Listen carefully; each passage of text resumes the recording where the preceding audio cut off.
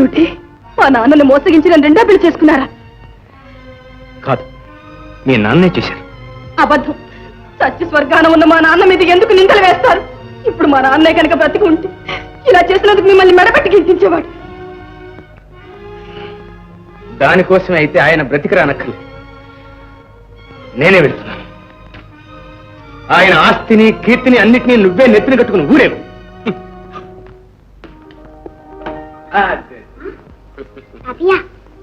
అవును బాబు, నువ్వు రమ్మన్నావుగా, అందుకని వచ్చేసాను. మళ్ళీ వెళ్ళిపోతావు? వెళ్ళను. మొన్న వెళ్ళిపోయావుగా? లేదు బాబు, ఇక వెళ్ళను. ఎప్పుడూ ఇక ఈ మనవడితోనే ఉండిపోదామని వచ్చాను. అమ్మా అమ్మా, తాతయ్య వచ్చారు. నమస్కారం. ఏమ్మా కులాసాగా ఉన్నావా? అమ్మా, తాతయ్య మన ఇంట్లోనే నాతోనే ఉంటారంటమ్మా.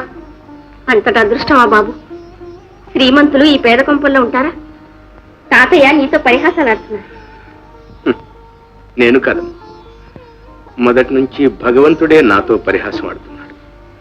నా జీవితంతో దాగుడు మూతలాడుతున్నాడు. పొల్యం, అది అందరికీ అర్థమయ్యే విషయం కాదు. శంకరం బాబు ఎక్కడమ్మా? నాన్న వెళ్ళిపోయారు. కొట్టిదేనండి, ఏదో పని మీద వెళ్ళారు, వస్తారు. ఆహా,